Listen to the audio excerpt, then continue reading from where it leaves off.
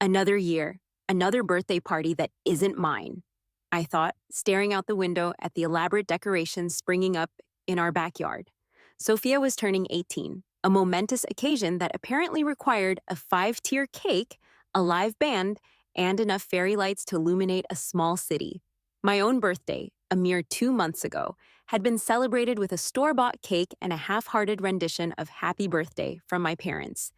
The difference was, the difference was Sophia. Sophia, the golden child. Sophia, the beautiful, talented, effortlessly charming creature who could do no wrong in my parents' eyes. Sophia, who received designer clothes, lavish vacations, and endless praise, while I was relegated to hand-me-downs and expected to be grateful for the scraps of attention that fell my way. Lila, darling, could you please help me with these balloons?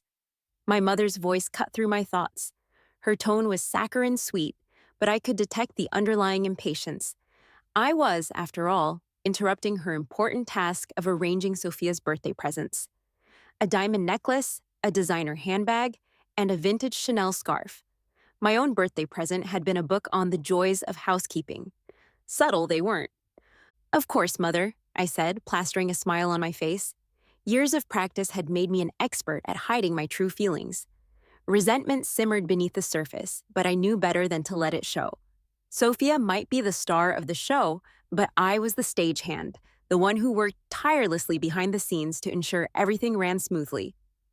Lila, have you seen my favorite dress? Sophia's voice, a perfect blend of entitlement and faux helplessness, echoed from her room. I sighed, putting down the balloons. Another task for the invisible sister. It's in your closet, Sophia, I called back, already heading towards her room. I found her sprawled on her bed, scrolling through her phone, oblivious to the chaos unfolding around her. Her room was a testament to my parents' adoration, designer clothes overflowing from the closet, shelves stacked with trophies and awards, walls plastered with photos of her smiling face. My own room was a small, sparsely furnished space, a reflection of my place in the family hierarchy. Oh, there you are, Lila, Sophia said, glancing up from her phone. I can't find my earrings. Could you look for them? Sure, I said, stifling a sigh. I rummaged through her jewelry box, a treasure trove of expensive trinkets. My own jewelry collection consisted of a few cheap bracelets and a pair of earrings I'd bought myself at a flea market. Found them, I announced, holding up a pair of sparkling diamond studs. Thanks, Lila, Sophia said, snatching them from my hand. You're a lifesaver. Don't mention it, I muttered, already heading back to my balloon wrangling duties. As I worked, my thoughts drifted back to a childhood memory. Sophia and I had been playing in the garden, and she'd accidentally broken my mother's favorite vase. When my parents had arrived, Sophia had immediately pointed the finger at me, and I'd been punished for her mistake. I'd protested, but my words had fallen on deaf ears. Sophia was the golden child, and I was the invisible one. Nothing I said or did could change that. The party was in full swing now, the backyard filled with laughter and music. Sophia was the center of attention, surrounded by friends and admirers. I watched from the sidelines, feeling a familiar pang of sadness and isolation. I was invisible, a ghost in my own home. Later that evening, after the guests had departed and the house was quiet, I found myself alone in the living room, staring at a framed photo of myself and Sophia. We were young in the picture, maybe 5 or 6 years old. Sophia was smiling, her eyes sparkling with mischief. I was standing beside her, my expression uncertain, my hand clutching her sleeve. Even then, the dynamic was clear. Sophia was the star, and I was just the shadow. A tear rolled down my cheek, a single tear of frustration and longing. I wanted to be seen, to be heard, to be loved for who I was, not for who I wasn't. But deep down, I knew that would never happen. In my parents' eyes, I would always be the invisible sister, the afterthought, the one who was never good enough. Engagement party? More like Lila's personal hell part 2, I thought, surveying the chaos unfolding before me. The ballroom was awash in a sea of pastel colors, floral arrangements, and enough champagne to drown a small village.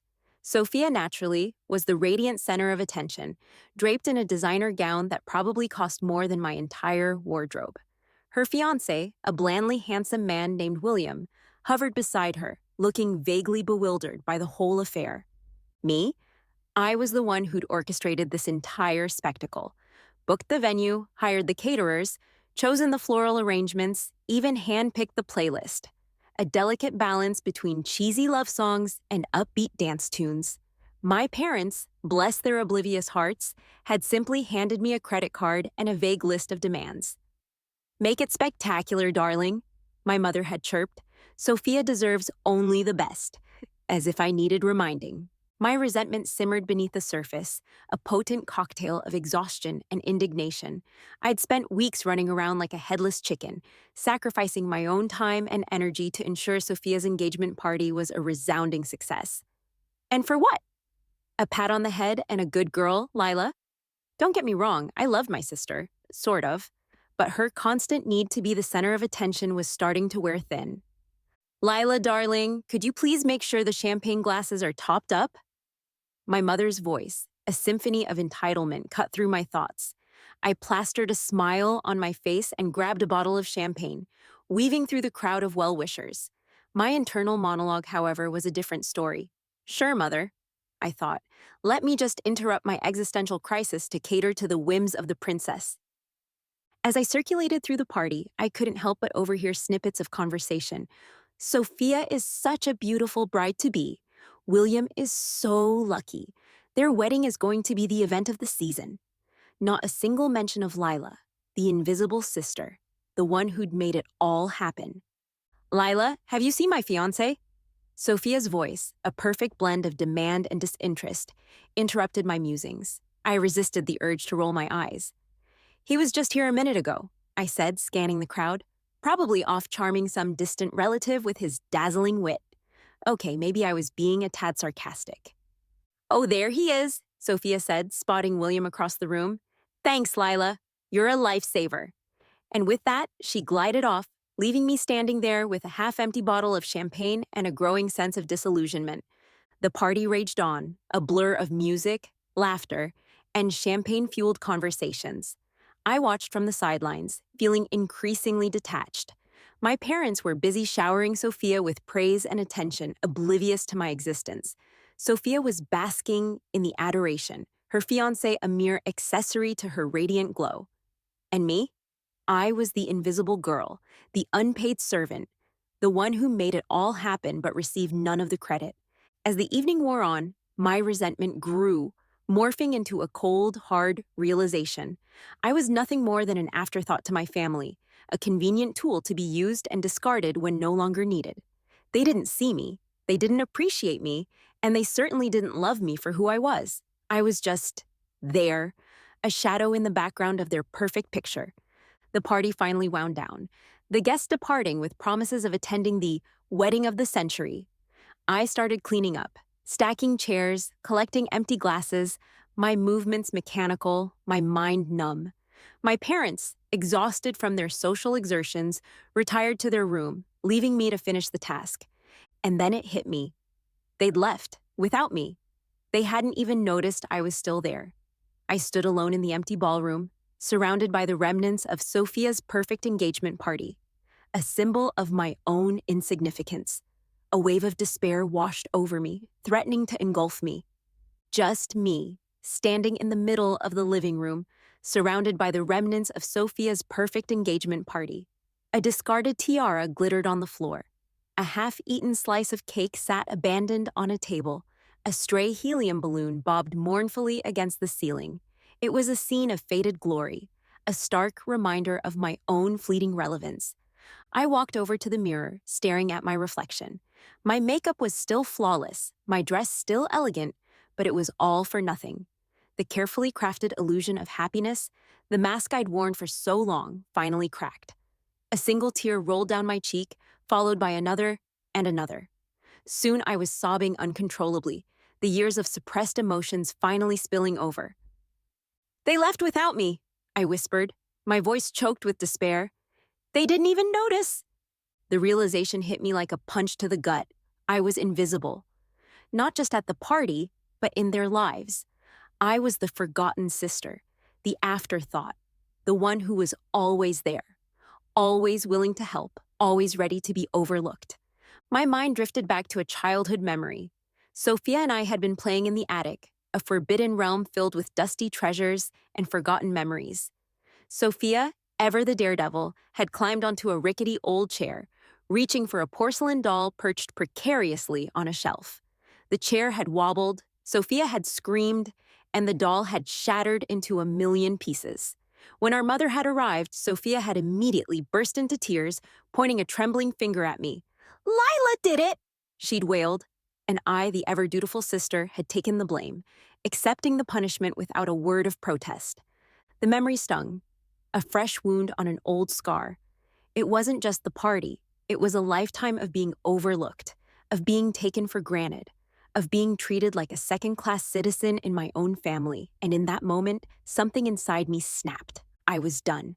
Done with being the invisible sister, the unpaid servant, the emotional punching bag.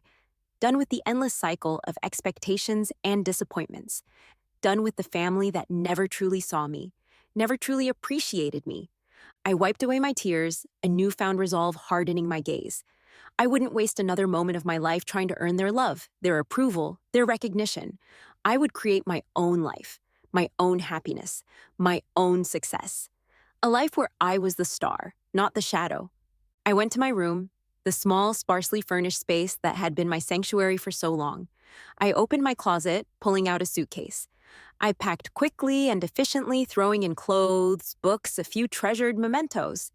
I didn't bother with the designer dresses or the expensive jewelry. Those were symbols of a life I was leaving behind. I took my meager savings, a few $100s I'd managed to scrape together from my part-time job. It wasn't much, but it was enough to get me started. Enough to buy a bus ticket to a new city, a new life, a new beginning, and finally put my community college business degree to use. I walked out of the house without a backward glance. The door clicked shut behind me, a finality to the sound that echoed in the silent night. I didn't leave a note, didn't bother with explanations or goodbyes. They wouldn't notice anyway. They were too busy basking in Sophia's reflected glory, oblivious to the fact that they'd just lost something far more precious. I stood at the bus station, the neon lights casting an eerie glow on my tear-stained face. The bus pulled up, its engine rumbling, a promise of escape. I climbed aboard, finding a seat by the window. As the bus pulled away from the curb, I looked back at the house I'd grown up in, the house that had been my prison for so long. A wave of sadness washed over me, a bittersweet ache for the family I'd never had. But beneath the sadness, there was a flicker of determination, a spark of hope for the future. I was leaving behind the life that had been chosen for me, embracing the unknown with open arms. I was Lila, and I was finally free. The bus lurched to a stop, spitting me out into the heart of a city that felt a million miles away from the manicured lawns and pastel-colored perfection of my former life. Buildings scraped the sky, their steel and glass facades reflecting the harsh glare of the midday sun. Cars honked, sirens wailed, and a cacophony of voices rose from the crowded streets. It was overwhelming, exhilarating, and utterly terrifying. I lugged my suitcase through the throngs of people, feeling utterly lost and alone. My carefully constructed composure threatened to crumble, but I held it together. "Don't panic, Lila," I muttered to myself. "You've got this. You're a strong, independent woman now. Or at least, you're going to be." My first order of business was finding a place to stay. My meager savings wouldn't stretch to a fancy hotel, so I opted for a cheap hostel, a dingy little place with questionable plumbing and a distinct aroma of stale beer and desperation. But it was a roof over my head, and for now, that was all that mattered. The next morning, I set out to find a job. Armed with a handful of crumpled resumes and a healthy dose of determination, I pounded the pavement, applying for anything and everything. Waitressing, cleaning, retail. I wasn't picky. I just needed to earn enough money to survive, to prove to myself and to my family, even though they weren't here to see it, that I could make it on my own. The days that followed were a blur of rejections and dead-end leads. My internal monologue oscillated between "I can do this" and "what the hell have I gotten myself into?" The city, once a symbol of opportunity, started to feel like a concrete jungle, ready to swallow me whole. One evening, after a particularly disheartening day of job hunting, I found myself wandering aimlessly through a park, my stomach growling, my spirits low. I slumped onto a bench, feeling utterly defeated. Maybe they were right, I thought, the insidious voice of doubt creeping into my mind. Maybe I'm not cut out for this. Maybe I should just go back home and beg for forgiveness. Just as I was about to succumb to despair, a voice interrupted my pity party. "Excuse me, miss, are you all right?" I looked up to see an elderly woman standing before me, her eyes filled with concern. She was dressed simply, her hair neatly pinned back, a kind smile wrinkling the corners of her eyes. "I'm fine," I mumbled, trying to hide my tears. "You don't look fine," she said gently. "You look like you've lost your way." I hesitated, then poured out my story. The overbearing family, the forgotten birthday, the engagement party from hell, the escape to a new city, the desperate search for work. She listened patiently, nodding occasionally, her eyes filled with understanding. When I'd finished, she smiled. "You're a brave girl, Lila," she said, "and you're not alone. There are people who care, people who want to help." She reached into her bag, pulling out a small card. "Here," she said, handing it to me. "This is the address of a women's shelter. They can help you find a job, a place to stay, a fresh start." I took the card, my fingers trembling with gratitude. It was a small act of kindness, but it meant the world to me. It was a reminder that even in this vast, impersonal city, there were still good people. People who were willing to lend a helping hand. That night, I found myself standing on the rooftop of the shelter, looking out at the city lights. The view was breathtaking, a tapestry of twinkling lights stretching out as far as the eye could see. The city, once a source of fear and uncertainty, now seemed full of possibilities. I was still scared, still uncertain, but I was also filled with a newfound sense of hope. I had escaped the shadows of my past, and I was ready to embrace the unknown, to create a new life, a new identity, a new destiny. The journey ahead wouldn't be easy, but I was determined to make it. I was Lila, and I was finally free to write my own story. "Another day, another $1, I muttered, adjusting my apron with a sigh. The restaurant was bustling, a symphony of clinking silverware, hushed conversations, and the occasional obnoxious guffaw. I weaved through the tables, balancing trays laden with overpriced appetizers and exotic cocktails. My smile plastered on, my internal monologue a symphony of sarcasm. "Ah, the glamorous life of a waitress," I thought, dodging a stray elbow with practiced ease. "My business degree is so helpful. I can memorize the daily specials and recite the wine list with the enthusiasm of a Shakespearean actor." My escape from my family's suffocating embrace had landed me squarely in the realm of high-end hospitality. Apparently, experience was a prerequisite for any job that didn't involve scrubbing toilets or flipping burgers. So here I was, catering to the whims of the wealthy elite, my meager tips barely covering the rent for my shoebox apartment. But hey, at least I wasn't being asked to organize any engagement parties. "Excuse me, miss?" A voice smooth as velvet cut through my thoughts. I turned to see a man standing by a table, his eyes the color of stormy skies, his suit probably worth more than my entire existence. This was definitely not my usual clientele. "Yes, sir?" I asked, plastering on my best customer service smile. "I believe there's been a mistake with my order," he said, his voice a low rumble that sent an unexpected shiver down my spine. "I specifically requested the Chilean sea bass, not the salmon." I glanced at the plate before him. "You're absolutely right, sir. My apologies. I'll have the kitchen prepare the correct dish immediately." "I appreciate that," he said, his lips curving into a slight smile. "And while you're at it, perhaps you could tell me about yourself. You seem overqualified for this position?" I blinked, caught off guard. "Overqualified?" I echoed, raising an eyebrow. "Sir, I assure you, my ability to carry 3 plates at once while dodging flying breadsticks is a highly sought-after skill in this establishment." He chuckled, a deep, resonant sound that sent another unexpected tremor through me. "I'm sure it is," he said, "but I have a feeling you're capable of much more." He introduced himself, Alexander Vaughn, CEO of some multinational corporation I'd vaguely heard of. I, in turn, offered my name, conveniently omitting the formerly known as Sophia's invisible sister part. We talked, and to my surprise, I found myself enjoying the conversation. He was intelligent, insightful, and surprisingly down to earth for a man who probably had a personal chef and a yacht named after him. You have a sharp mind, Lila, he said after I'd finished dissecting the flaws in the current economic system. Apparently, waitressing leaves a lot of time for pondering the world's problems. And a certain resilience that I find quite admirable. Resilience? I scoffed. Sir, I assure you, my ability to withstand spilled drinks and condescending remarks is merely a byproduct of my chosen profession. He smiled. I think it's more than that, he said. I think you have the potential to achieve great things. And then he did something completely unexpected. He offered me a job, not as a waitress, not as an assistant, but as a strategist in his company. A real job, with a real salary and the potential to actually make a difference in the world. I stared at him, speechless.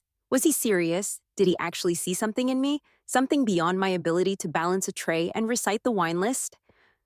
I know it's a lot to take in, he said, his eyes twinkling with amusement. But I have a feeling you're up for the challenge. I took a deep breath, my heart pounding with a mixture of excitement and trepidation. This was it. My chance to escape the shadow of my past, to create a new life, a new identity, a new destiny. I accept, I said, my voice firm. A smile spread across his face. Excellent, he said. Welcome aboard, Lila. As I walked out of the restaurant that night, the city lights seemed to shimmer with a newfound brilliance. A spark of hope ignited within me, a flame that refused to be extinguished. I had escaped the gilded cage, and I was ready to fly. The corporate world, I quickly discovered, was not unlike a high-stakes game of chess.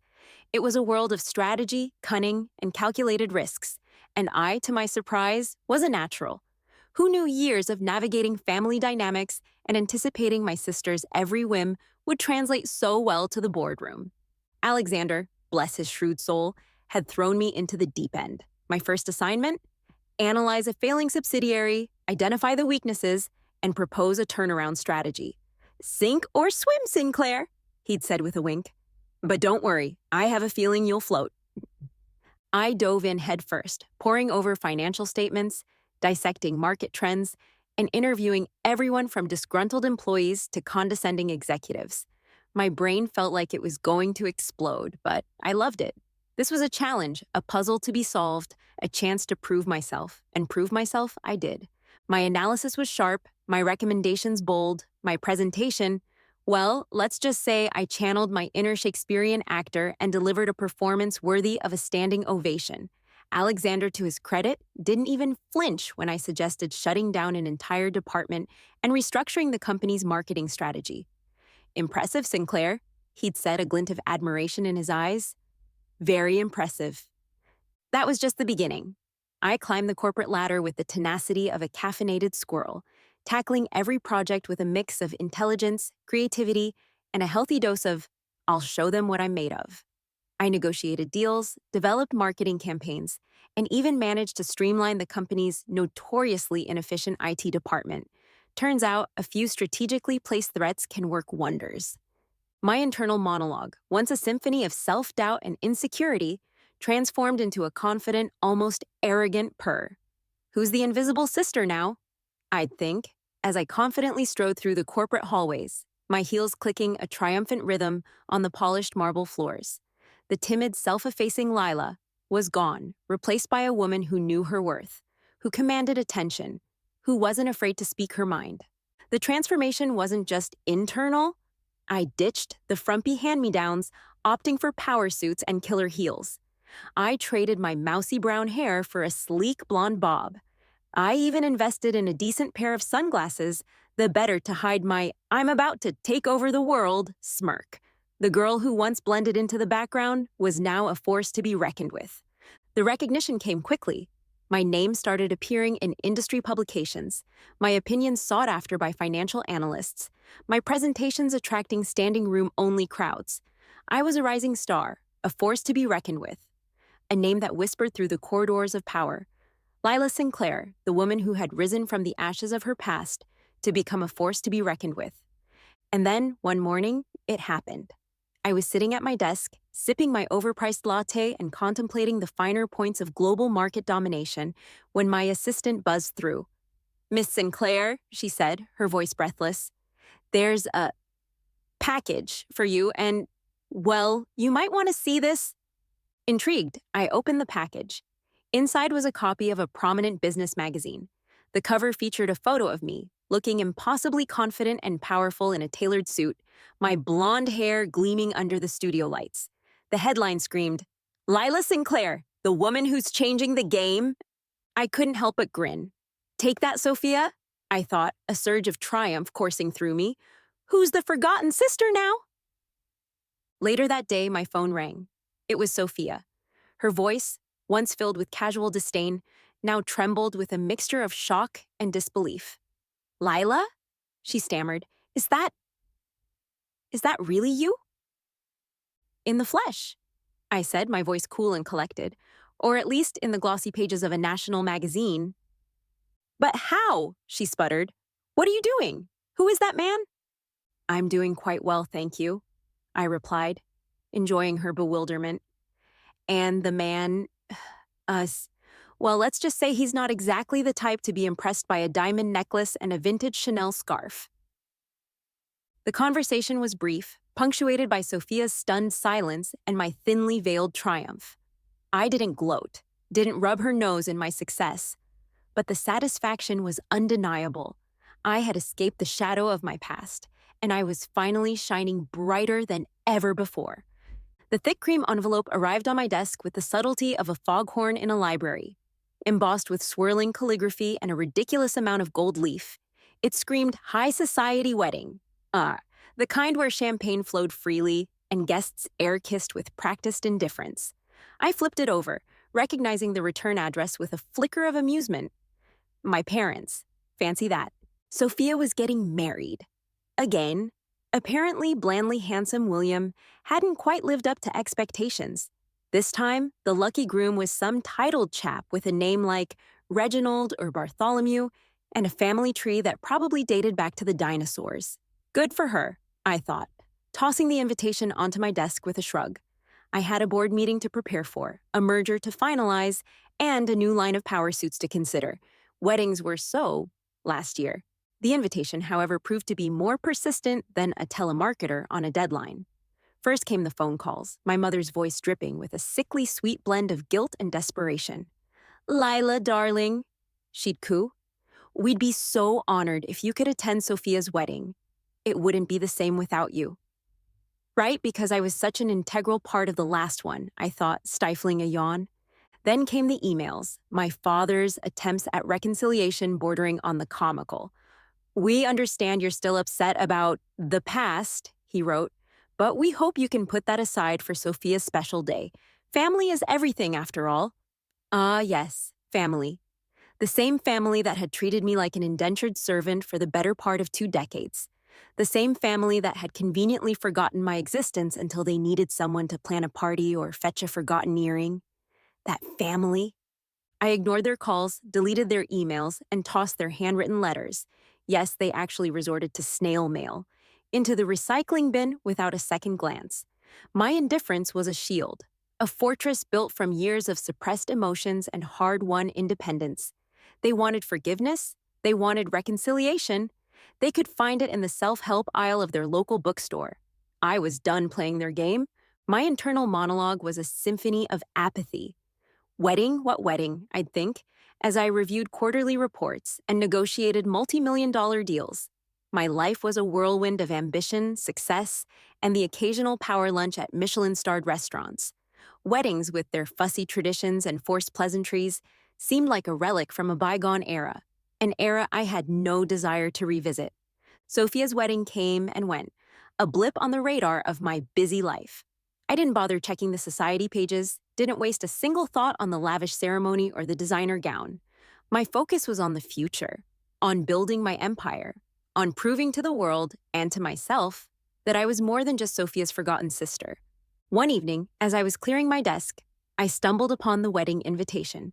It had been buried under a stack of reports, a forgotten relic from a past I had no desire to revisit. I picked it up, the heavy cream paper feeling strangely alien in my hands. I stared at the swirling calligraphy, the embossed gold leaf, the carefully worded invitation. A flicker of something amusement, pity, crossed my face. With a decisive gesture, I crumpled the invitation into a ball and tossed it into the trash. The sound of it hitting the bottom of the bin was strangely satisfying, a symbolic severing of ties, a final farewell to the family that had never truly seen me. I was done with them, done with their drama, done with their expectations. I was Lila Sinclair, and I was writing my own story now. A story of ambition, success, and unapologetic self-love. A story where I was the star, not the shadow. And in this story, there was no room for regrets, no room for second chances, no room for the ghosts of the past. My mother, bless her sheltered soul, had always been a devout follower of the society pages. Every morning, with religious fervor, she'd dissect the latest gossip, scandals, and, most importantly, weddings. So it was only a matter of time before she stumbled upon the headline that shook her perfectly manicured world to its core. "Lila?" she gasped, the newspaper rustling in her trembling hands. Is that our Lila?" My father, ever the picture of composure, at least until his carefully constructed reality started to crumble, peered over her shoulder, his eyebrows shooting up in disbelief. "Alexander Vaughn?" he sputtered. "The Alexander Vaughn." There, splashed across the front page in all its glory, was the announcement of my engagement. Not to some titled nobody with a dusty family tree, but to Alexander Vaughn, one of the most powerful and eligible bachelors in the country. The accompanying photo showed me, radiant in a designer gown that probably cost more than their entire house. My hand clasped in Alexander's, a triumphant smile playing on my lips. Lila Sinclair, the forgotten sister, was now Lila Vaughn, the woman who had everything they'd ever dreamed of for Sophia. The shock was palpable, the air thick with regret and disbelief. They'd spent years overlooking me, dismissing me, treating me like an afterthought. And now here I was, gracing the front page of their beloved society magazine, a shining example of everything they'd failed to appreciate. "How could we have been so blind?" my mother wailed, her carefully applied makeup smudging with tears. "She's marrying him?" Sophia shrieked, her voice laced with envy. That billionaire?" "He's not just a billionaire, Sophia," my father corrected, his voice laced with a hint of awe. "He's Alexander Vaughn. He could buy and sell our entire family 10 times over." The realization of their mistake hit them like a ton of bricks. They'd been so focused on Sophia, on her beauty, her charm, her potential to marry well, that they'd completely overlooked the quiet strength, the sharp intelligence, the unwavering determination that had always simmered beneath the surface of their invisible daughter. And now, it was too late. "We need to call her," my mother said, her voice frantic. "We need to apologize. We need to tell her how proud we are." "Proud?" Sophia scoffed. "You never cared about her before. Why now?" "Because she's marrying Alexander Vaughn," my mother exclaimed, as if that explained everything. Their attempts to reconnect were met with silence. I ignored their calls, deleted their emails, and tossed their tear-stained letters into the trash without a second glance. My indifference was a weapon, a shield, a testament to my newfound power. They wanted forgiveness? They wanted a piece of my success? They could choke on their regret. My life was a world away from their petty dramas and social anxieties. I was building an empire, negotiating deals, and attending charity galas with the confidence of a queen. My days were filled with purpose, my nights with passion. I had everything they'd ever wanted for Sophia, and more. And I had achieved it all on my own, without their help, without their approval, without their love. The contrast between my life and theirs was stark, a constant reminder of their misjudgment. Sophia's marriage to the titled nobody was a pale imitation of my own impending nuptials. Their social circle, once a source of envy, now seemed small and insignificant compared to the world of power and influence I inhabited. Their attempts to climb the social ladder were met with polite indifference. Their invitations to exclusive events politely declined. They were fading into irrelevance, their world crumbling around them, while mine was just beginning to bloom. As the days turned into weeks, their calls became less frequent, their emails less desperate. The realization that they had lost me, truly lost me, finally sunk in.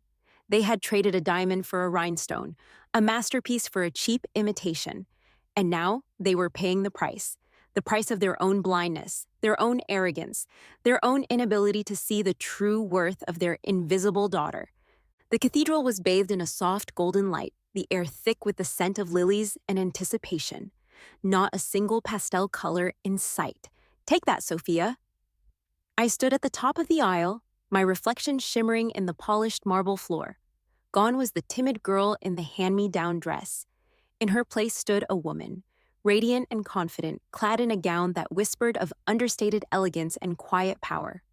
This wasn't just a wedding, it was a coronation. The music swelled, and I began my descent, my eyes fixed on Alexander waiting at the altar. He looked impossibly handsome, his usual stoic demeanor softened by a smile that made my heart flutter. This was my king, my partner, my equal. He saw me, the real me, the woman I had become, and loved me fiercely for it. The ceremony was a blur of heartfelt vows, exchanged glances, and the occasional stifled sob from Isabel, who, bless her dramatic soul, had insisted on being my maid of honor. But it wasn't the pomp and circumstance that resonated. It was the feeling of belonging, of being surrounded by people who genuinely cared, who celebrated my happiness, who had witnessed my journey from invisible sister to unstoppable force. My eyes swept across the crowd, Isabel, radiant in a dress that defied gravity, Kenji looking surprisingly dapper in a suit that probably cost more than his entire apartment, Carlos beaming with pride as he strummed a joyful melody on his guitar. These were my people, my chosen family, the ones who had picked me up when I'd fallen, who had cheered me on every step of the way. They were the ones who mattered, the ones who truly understood the magnitude of this moment. And then my gaze drifted towards the back of the cathedral, where a small group stood huddled together, their faces etched with a mixture of awe and regret. My family. They hadn't been invited, of course, but they'd come anyway, drawn by the irresistible allure of headlines and high society. They watched from afar, their whispers drowned out by the music, their presence insignificant in the grand scheme of things. "Look at her," my mother whispered, her voice laced with a bitterness that even the expensive champagne couldn't mask. "She has everything we ever wanted for Sophia." "And more," my father added, his eyes fixed on Alexander, the embodiment of wealth and power. Sophia said nothing, her gaze fixed on me, a flicker of envy in her eyes. Her own wedding, with its titled groom and predictable pomp, paled in comparison to this.